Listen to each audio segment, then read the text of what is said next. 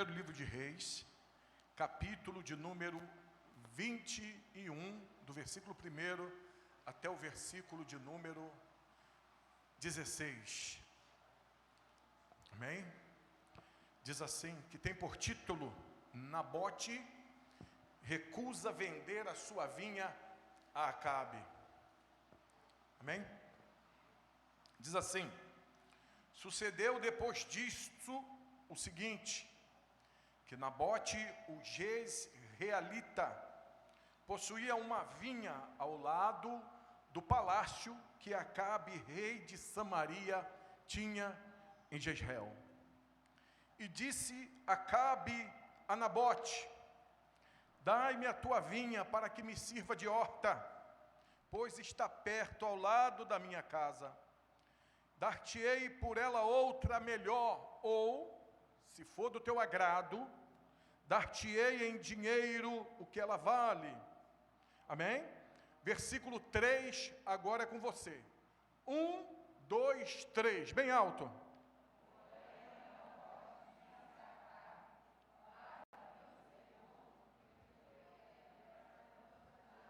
Amém. Versículo 4, eu continuo. Então Acabe veio desgostoso, indignado para a sua casa, por causa da palavra que Nabote, o jezreelita, lhe falara, quando disse: não te darei a herança de meus pais. E deitou-se em sua cama e voltou o rosto e não comeu pão. Versículo 5. Porém, vindo Jezabel, sua mulher, ter com ele, lhe disse: que é isso que tens assim desgostoso o teu espírito e não comes pão? E ele lhe respondeu: porque falei a Nabote, o jezreelita, e lhe disse: dai-me a tua vinha por dinheiro, ou se te apraz, dar-te-ei outra em seu lugar. Porém ele disse: não te darei a minha vinha. Versículo 7. Então Jezabel, sua mulher, lhe disse: governas tu com efeito sobre Israel? Levanta-te e come, e alegra-te o teu coração, porque eu te darei a vinha de Nabote, o jezreelita. Amém? Podeis tomar assento, em nome de Jesus. Amém? No final do culto nós vamos estar fazendo o sorteio da rifa. Graças a Deus conseguimos atingir a meta. Daqui a pouco eu vou estar falando com mais detalhes sobre esse sorteio no final. Eu estava pedindo ao Senhor uma palavra aos nossos corações, e o Senhor me deu esse texto como meditação. Mas antes da gente falar desse texto aqui, propriamente dito, deixa eu, em nome de Jesus, pelo poder do Espírito, criar aqui um plano de fundo histórico, que é para você poder entender quando a gente chegar nessa ocasião, nessa passagem, nesse acontecimento aqui. Amém? Você pode dizer amém? Tá. Em primeiro lugar, eu quero dizer para você o seguinte, que o reino unificado de Israel, tá? Unificado, quando a gente fala assim, é porque todas as 12 tribos de Israel ficaram sendo governadas por um homem só. Esse reino unificado, ele demorou aproximadamente 120 anos. Cada rei que governou as 12 tribos, governou-a por 40 anos, e foram eles, Saul, sucedeu Saul, governou mais 40 anos, e depois Salomão, mais 40 anos, ao todo 120. Logo após a morte de Salomão, sobe ao trono de Israel o seu filho chamado Roboão, né? E dar-se agora uma outra parte da história da nação de Israel, que está lá no capítulo 12 do livro de 1 Reis, que é chamado de reino dividido. Dividido por quê, pastor? Salomão era morto, né? E no final da carreira de Salomão, o reino de Israel estava em crise, né? Os impostos estavam muito altos. Salomão estava aplicando agora no povo trabalhos forçados, e tudo isso em virtude de que ele, o seu coração, já não era mais reto diante do Senhor. né, a nação estava sendo afundada na idolatria a partir do coração de Salomão, que estava desviado. Isso você pode ler lá em 1 Reis capítulo 11, versículo 33, né? E tudo isso aconteceu com Salomão. Olhe para cá. Em virtude das suas muitas mulheres, né? Todas as vezes que ele fazia uma aliança militar com a nação, um povo, ele tomava uma mulher desse povo, casava com ela e ela também aproveitava, levava os seus deuses para Israel.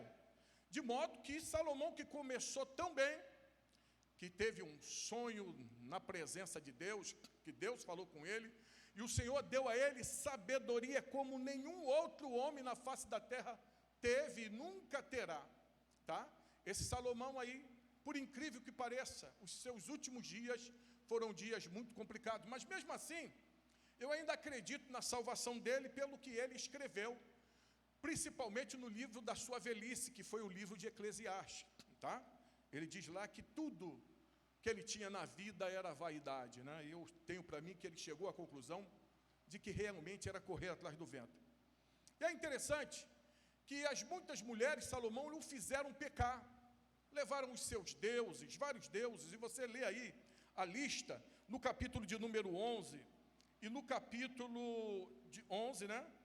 E tem lá a lista de todos os deuses que Salomão adorou, porque o seu coração já não era mais reto diante do Senhor.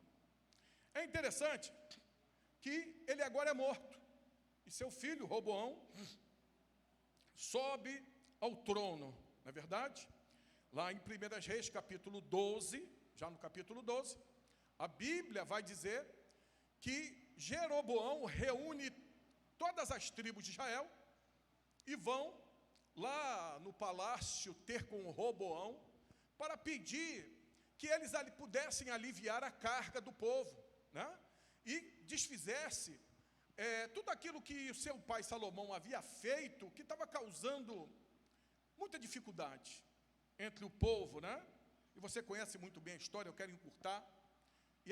E a resposta de Roboão foi que ele ia tornar o jugo do povo mais duro do que a época do seu pai. E quando ele fala isso, quando Jeroboão volta depois de 3 dias para obter a resposta, a palavra de Deus vai dizer que Jeroboão diz o seguinte, capítulo 12, 1 Reis, versículo 16, ele disse, olha, o que temos nós com a casa de Davi? E ali então se cumpre uma profecia sobre a vida de Jeroboão, dita pelo profeta Aías, que havia falado para ele que Deus estava dando na mão dele 10 tribos. Isso aconteceu por causa da idolatria da casa de Salomão. E diz a palavra, né, a história conta que Salomão então foi embora com 10 tribos e fundou aquilo que é chamado dentro da história do Reino do Norte. Preste atenção para você entender o fio da meada. Esse Reino do Norte, também chamado de Reino de Israel, tá?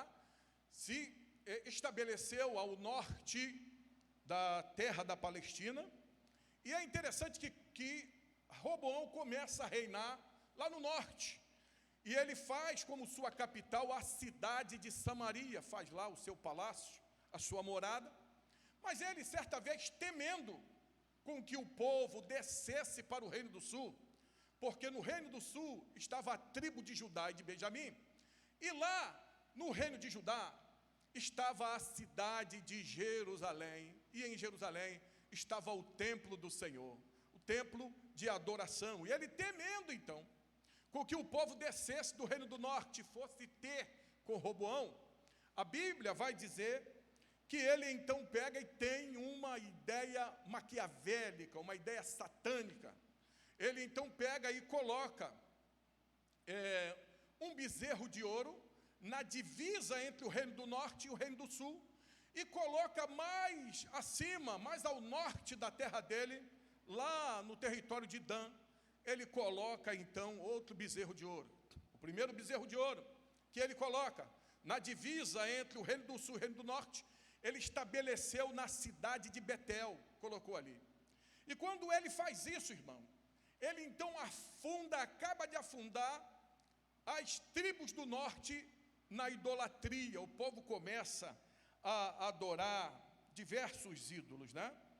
Outra coisa que eu quero te dizer, se você quiser ler em casa e meditar mais sobre como Jeroboão fez, está lá em 1 Reis, capítulo 12, versículo 25, ao versículo 33, quando ele coloca os bezerros de ouro. Interessante que, se você estudar a história desse período conturbado da história de Israel, que era o reino dividido, você vai ver que no reino do norte se passaram lá 19 reis, tá?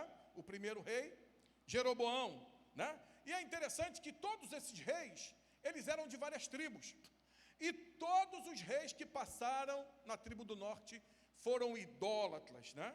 E essa tribo, devido à idolatria, estou encurtando a história, ela conseguiu sobreviver durante 200 anos, e depois Deus permitiu com que a tribo do norte, as tribos do norte, o reino de Israel, fosse destruído pelo reino da Síria. Outra coisa importante que eu quero falar para você aqui nessa noite: dentre esses 19 reis que se passaram lá no reino do norte, ou no reino de Israel, o 7º rei foi Acabe. Eu quero que você preste atenção nisso. Acabe sobe ao trono, e ele herda o trono do seu pai Onri, né? Onri era rei, ele assume, e a primeira coisa que Acabe faz, ele faz uma aliança com os fenícios, tá? Então, Etbaal, que era o rei lá dos sidônios, dá a sua filha como mulher a Acabe, e a sua filha chamava-se Jezabel. Ela pega, então, e traz para Israel o culto a Baal, juntamente com o poste ídolo de Acera atrás.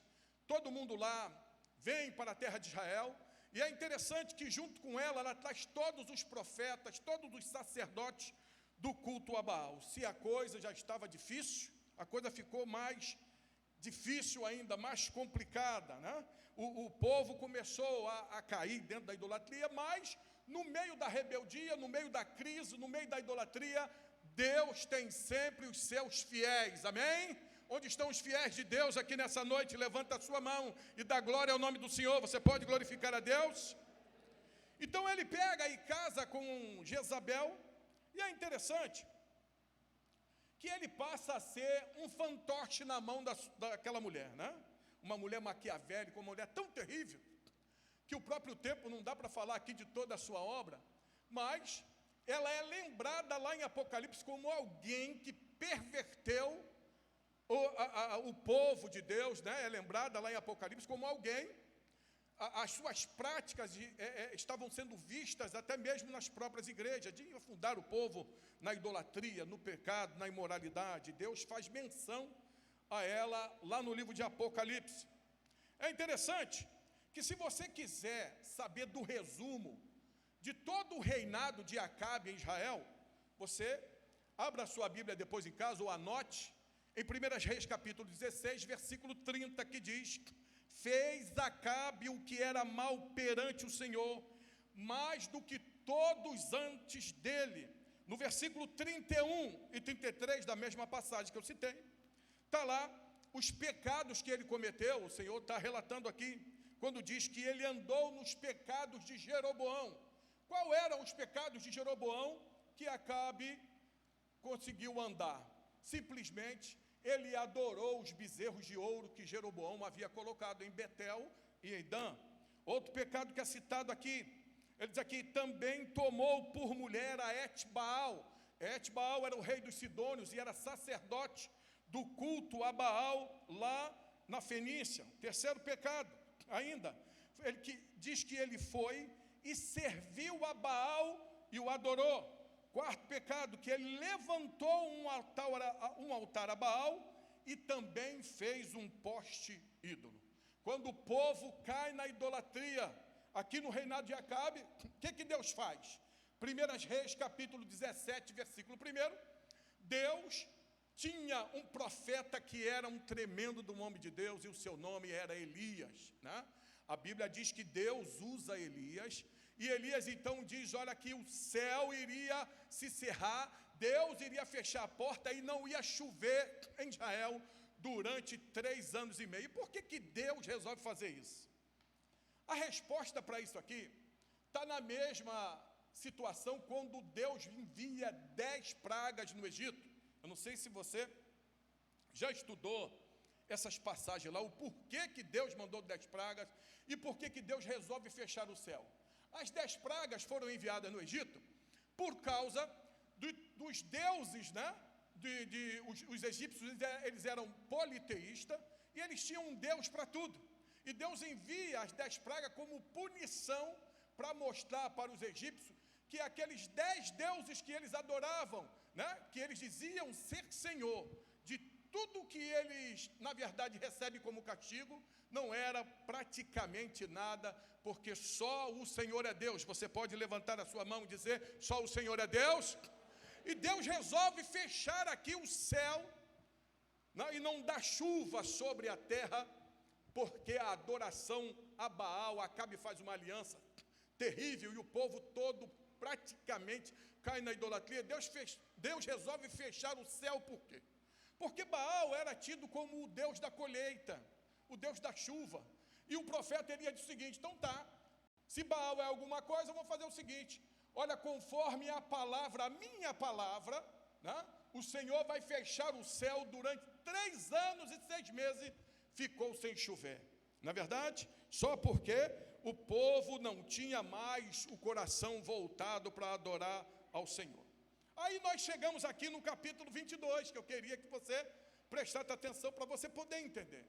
E do lado do palácio, onde Acabe tinha, lá em Jezreel, havia um homem chamado Nabote.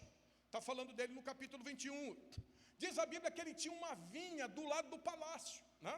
E certa vez, Acabe desce até a vinha de Nabote e lhe faz uma proposta, né? Ele diz lá, está no capítulo número 21 que nós lemos, ele diz, olha, dai-me a tua vinha para que eu faça dela uma horta. E ele então resolve dar a Nabote 2 recompensas pela vinha. Ele diz, olha, eu vou te dar uma outra vinha melhor, e eu vou te dar, se for do teu agrado, dinheiro, né? Mas antes de falar aqui para você a resposta de Nabote, eu tenho que contar para você como era a questão da terra em Israel. Se você abrir a Bíblia, no livro de Levítico, no capítulo 25, a partir do versículo de número 23 ao 28, você vai chegar à conclusão que a terra de Israel pertencia a Deus e Deus havia dado às tribos. Você se lembra que quando Josué invadiu a terra, ele deu cada parte da terra a uma tribo, não é verdade? Então elas pertenciam à tribo, e das tribos as famílias que pertenciam a essa tribo, está lá em Levítico 25, tá? Outra coisa importante acerca da terra, é que essa terra aqui, do lado do palácio, na verdade, ela pertencia à família de Nabote, pertencia à tribo dele, está lá no livro de Números, capítulo 36, versículo 2 ao 9. Outra coisa importante, está em 1 Samuel 10, versículo 25, que até o rei era obrigado a obedecer isso que estava na lei de Moisés, de que a terra era dada às famílias, de modo que Nabote não poderia vender a sua terra, salvo, né, no caso de filhas mulheres. Digamos que Nabote tivesse morrido, ele tivesse algumas mulheres, e as mulheres, filhas dele, resolvesse casar com homens de outra tribo, então aquela terra passaria à administração da tribo e perderia o valor da família em si. Mas não foi o caso de Nabote, porque diz a Bíblia que Nabote era o dono legítimo daquela terra, até porque no versículo 23 do capítulo 21 do livro de Reis, Nabote dá uma resposta a Acabe, que era rei daquele tempo. Ele disse, olha, guarda-me o Senhor, que eu lhe dê a herança dos meus pais. Amém? Levante a sua mão direita, repita comigo a resposta de Nabote. Guarda-me o Senhor, que eu lhe dê a herança dos meus pais. Amém. Quando Acabe, que era rei, recebe aquela resposta, a Bíblia diz que ele fica desgostoso e ele fica indignado, no versículo 4. Ele então volta para o palácio desgostoso, né? Não come, não bebe, fica lá, E diz a Bíblia que Jezabel, que era uma mulher terrível, diz para ele no versículo 7, olha, governas tu com efeito sobre Israel? Ela estava dizendo, olha, você que é o rei, em outras palavras, é você que tem que decidir o que é certo, o que é errado. Né? Em outras palavras, ela estava dizendo, você não tem que se guiar por causa da lei de Moisés, da palavra de não sei o quê. Se você é o rei, você pode ter tudo o que você bem entende. E ela então, se você continuar a leitura, você vai ver que ela faz um plano maligno, uma mulher terrível. A Bíblia diz que ela então faz cartas aos anciãos e aos nobres em Israel, né? E ela então pega o anel de Acabe e sela as cartas, envia as cartas. Lá nas cartas estavam dizendo que era para aqueles homens, os nobres e os anciãos, decretar um jejum entre o povo e trazer Nabote para frente do povo. Isso foi feito. Eles pegaram Nabote, tá?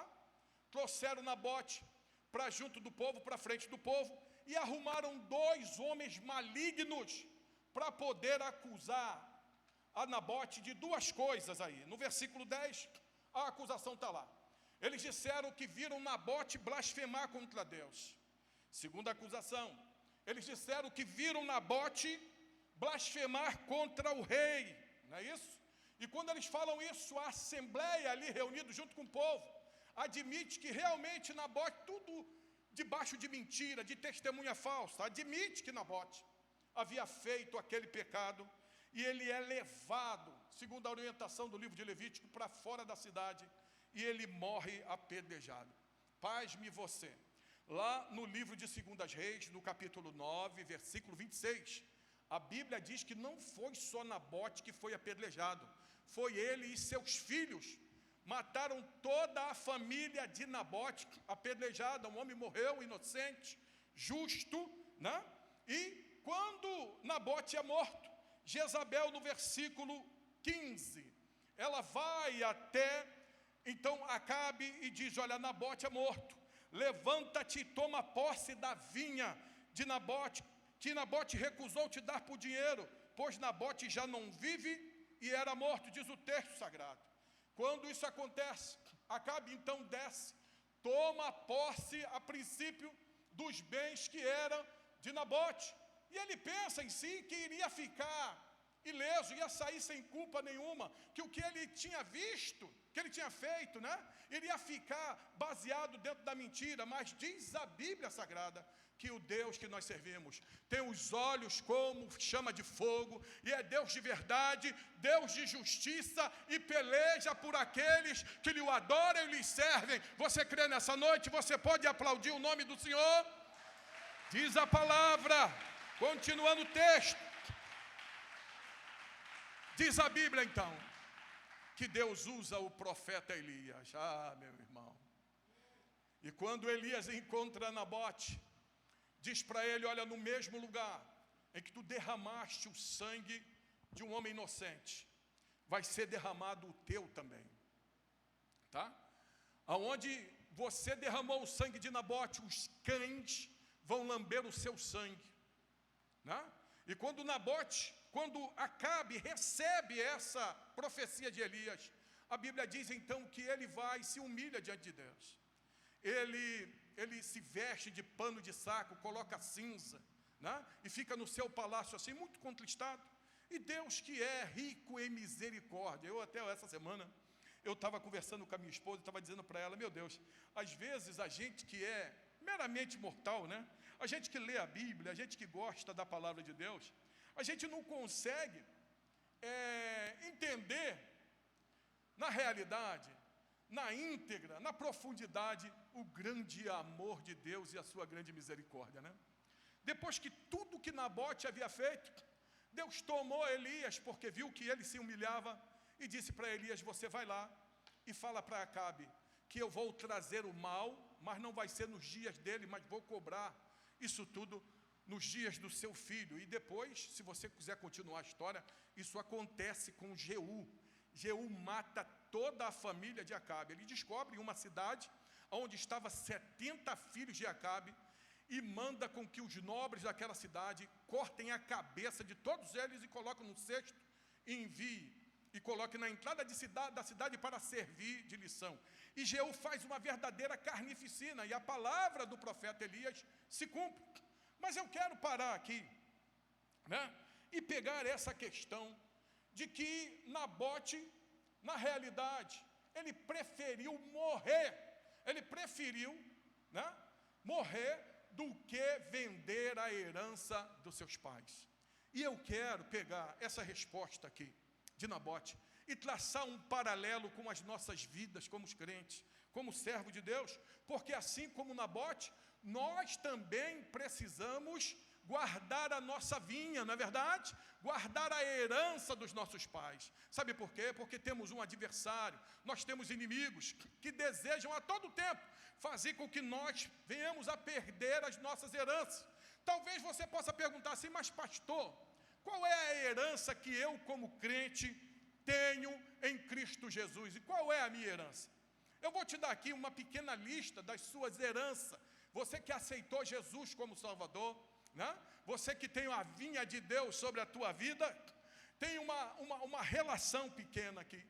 No livro do Apocalipse, no capítulo 21, se você quiser, você pode abrir aí, a partir do versículo de número 3, eu quero falar para você de uma pequena lista que é a sua herança em Cristo Jesus. Diz assim: então ouvi grande voz vinda do trono dizendo: eis o tabernáculo de Deus com os homens. Aí começa o que você tem por herança. Primeiro, a Bíblia diz que Deus habitará com eles.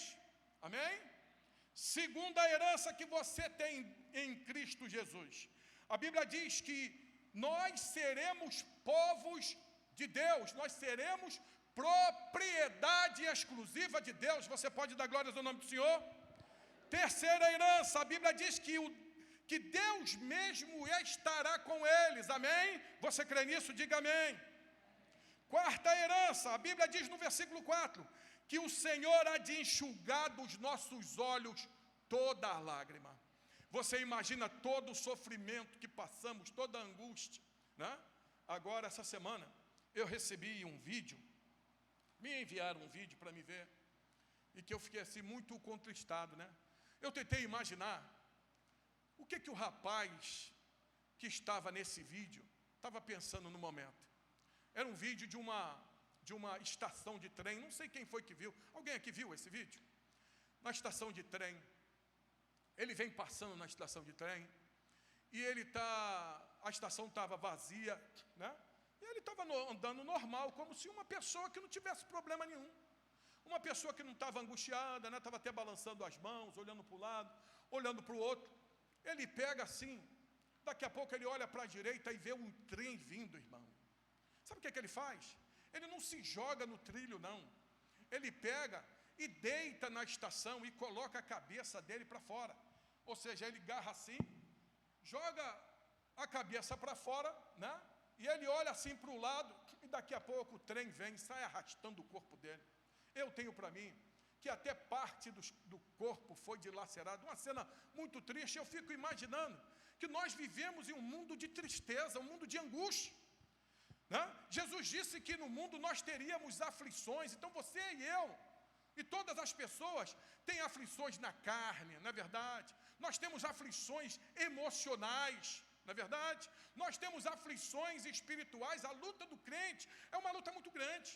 Nós a todo tempo, amado, estamos aí numa briga, Satanás armando laço para me derrubar você, mas a Bíblia Sagrada diz que foi para isso que se manifestou o Filho de Deus, para desfazer as obras do diabo, amém? É por isso que nós temos como herança aquilo que o apóstolo João escreveu, que Deus enxugará dos nossos olhos toda lágrima. Vira para o teu irmão que está do seu lado, não precisa tocar nele, diga para ele assim: olha, um dia todo o seu sofrimento vai ter fim, amém? Aonde havia lágrimas, vai haver sorriso de alegria, para a glória e para a honra do nome do Senhor. Prosseguindo no versículo 4, a Bíblia diz que a morte já não existirá. A morte é uma coisa dolorida. Na verdade, a morte é separação. É terrível. Eu me recordo o dia que eu perdi meu pai. né? Eu estou até com um probleminha agora, eu sempre converso com a minha esposa, que está difícil para mim ir a um velório. Está muito difícil, né? Nesses 14 anos que a Comeve vai fazer, eu fiz muitos velórios, né? Velórios de pessoas que congregaram aqui, que eram muito amigas nossas, e velórios de pessoas que não eram, que congregavam aqui, mas que fui convidado porque era amigo para poder fazer a cerimônia. E é uma coisa muito triste. Meu Deus, todo mundo chorando, né? E eu, quando eu vou a um velório, a primeira coisa que me vai à cabeça, que me vem à cabeça, foi o dia em que eu recebi a notícia que meu pai havia morrido. É muito triste, muito triste. E o interessante disso tudo é que eu fui a pessoa que vi o meu pai vivo pela última vez e fui a primeira pessoa a vê-lo morto. Como dói isso? E eu estou te falando assim do meu pai, mas olha que eu não tinha assim, meu pai nunca teve um relacionamento baseado em muito carinho com a gente que era filho, né? Meu pai, eu já contei a história, ele veio para cá, para o Rio de Janeiro, num caminhão de pau de arara, era filho de origem nordestina, e ele, desde cedo, cortava cana, né? As famílias muito pobres levavam ele lá para o canavial, para ajudar na renda dentro de casa, né? E interessante que ele não teve assim um pai tão amigo também, mas nos tratou assim, mas teve responsabilidade, nunca deixou faltar nada dentro de casa. Mas eu senti muito aquilo, né? Como eu sinto. E hoje em dia para mim está muito difícil eu ir a um velório, eu confesso, irmãos, né? Eu confesso. Essa semana o meu tio, com 94 anos de idade, um servo de Deus, um homem de Deus tremendo, comandante da Marinha, um homem que ajudou muita gente, inclusive até me ajudou também, né? Ele partiu para o Senhor. E eu disse para minha mãe que eu não ia conseguir ir ao velório, porque está difícil para mim. Eu sei que a morte é uma coisa dolorosa, né? E nós vamos ter que enfrentar isso, mais cedo ou mais tarde. Em Hebreus 9:27, diz que o homem está ordenado morrer uma só vez, vindo depois disso o juízo, né? E a morte é algo tremendo. A morte, quando vem, ela leva negro, ela leva branco, ela leva índio, ela leva amarelo, leva rico, leva pobre, leva jovem, leva criança, né? Leva crente, leva pessoa não crente, leva gente espírita, ou seja, ela leva qualquer um, a qual está designado para ela o dia de morrer. Mas a Bíblia diz que por ser a morte algo que representa a separação, ela vai ser banida e nós receberemos como herança esse dia em que não haverá mais morte, porque temos sobre nós o príncipe da vida, o Senhor da paz. Você crê nisso? E Ele está aqui nessa noite para ser adorado por mim e por você. Outra coisa importante, nós somos o único povo na face da terra que mesmo depois da morte, nós temos esperança. Amém, querido? Muitos de nós vamos passar pela morte, com exceção de um determinado grupo da igreja que terá o privilégio de, quando Jesus voltar, for arrebatado, estará para sempre ao Senhor, com o Senhor, conforme Paulo escreveu em 1 Tessalonicenses capítulo 4, a partir do versículo de número 13. Você pode dar glória a Deus nessa noite? Outra coisa que recebemos como herança de Deus, amado, é que não haverá mais luto, olha aí, não haverá mais pranto e não haverá mais dor nenhuma. Imagina você, porque as primeiras coisas já passaram. Você pode aplaudir aquilo que nós recebemos por herança da parte de Deus. Que mais, pastor? Tem mais alguma coisa? Tem. Em 2 Timóteo capítulo 4, versículo 8, Paulo falou de outra coisa que nós recebemos de Deus em Cristo como herança. Paulo disse assim: combati o bom combate, acabei a carreira e guardei a fé. Já agora a coroa da justiça está me guardada, não somente a mim, mas todos quanto amarem a sua vinda. O que eu tenho como herança aqui?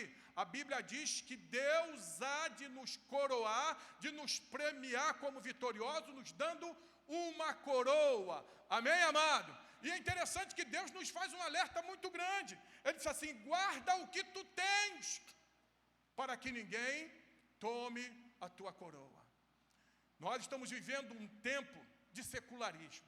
Estamos vivendo um tempo difícil, de falsas doutrinas, de falsos ensinos. Nós estamos vivendo um tempo, amado, onde o certo já não é mais o certo, é relativizado, onde o errado passou a ser o certo. É triste, nós citamos aqui diversos episódios. Eu até coloquei aqui com os irmãos na escola dominical o exemplo do que nós vivemos aí recentemente, quando uma menina, parece de 10 anos, estava grávida, né? E foi uma discussão na sociedade também.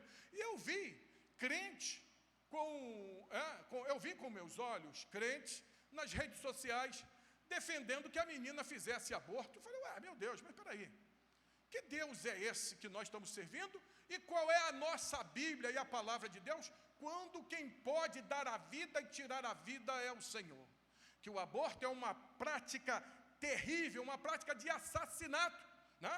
Eu até coloquei uma vez, estava falando com os irmãos, que hoje em dia se fala assim direito de tudo, né? Você tem uma ideia que se você bater, eu nem recomendo que você faça isso, né? Também porque eu gosto muito de animais. Você for na rua e der um chute aí num cachorro desse, você tem um cachorro que vive aí na rua jogado e alguém vê te denunciar, você vai preso, porque existe o direito dos animais, não é verdade?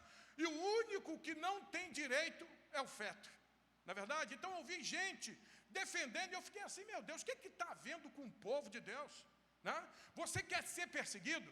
Chega lá no Facebook ou nas redes sociais e coloca aí que você é uma pessoa que é conservadora nos costumes, que você crê que o homem deve casar com uma mulher só, que você é contra o adultério, que você é contra o pecado, que você é contra o casamento de pessoas do mesmo sexo. Coloca lá para ver como vai aparecer crente para te malhar, crente para até dizer as palavras mais terríveis de baixo calão como você. Mas eu quero dizer para você que os valores cristãos, eles são inegociáveis. Então a resposta que nós temos que dar e viver nos dias de hoje, ainda que nos custe a própria vida, é dizer como disse Nabote: guarda-me o Senhor, que eu lhe dê a herança de meus pais. Amém, querido? Amém? Deus tem algo conosco, mas precisamos viver a verdade, defender a verdade. Amém? Porque diz a palavra do Senhor que o Senhor é a verdade, o caminho e a vida. Você pode dizer amém nessa noite? Então nós vivemos assim hoje. Tem tanta gente, tanta instituição, tantas pessoas aí insufladas pelo Deus deste século, né?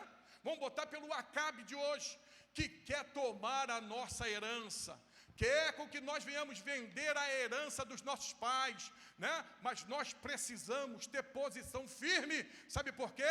Porque temos de Deus uma coroa de vitória e em breve estaremos para sempre com o Senhor. Você pode aplaudir a Deus nessa noite? Vamos ficar de pé em nome de Jesus. Pastor Felipe, vamos ficar de pé nessa hora.